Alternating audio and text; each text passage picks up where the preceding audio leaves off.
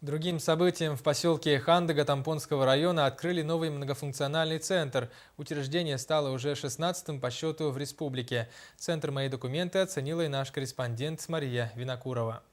В церемонии приняли участие глава Тампонского района Георгий Герасимов, начальник технологического отдела МФЦ Республики Василий Макаров, председатель Тампонского райсовета Илья Шадрин, глава администрации поселка Хандыга Михаил Алексеев. В офисе «Мои документы» будет предоставляться свыше 30 услуг в социальной, земельно-имущественной сфере, предпринимательства, выдачи и замены паспорта, а также охотхозяйственных отношений. В дальнейшем перечень услуг увеличится. На торжественном открытии состоялась презентация информационной зоны, операционного зала, зоны обработки документов. Интерьер, отделка помещения выдержаны в едином стиле центра – красном, бежевом и коричневом. Открытие филиала оно должно помочь решить основную задачу, которую поставил президент Российской Федерации перед сетью МФЦ.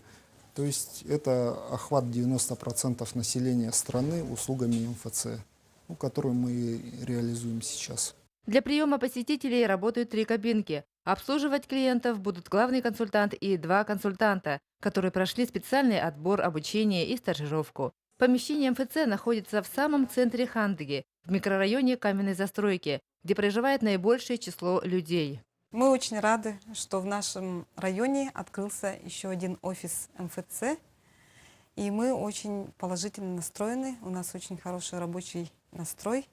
С открытием офиса в Тампонском районе оформление документов должно стать более простым, доступным и удобным. Мария Винокурова, Жилсан Толстяков, НВК Саха, Хандыга.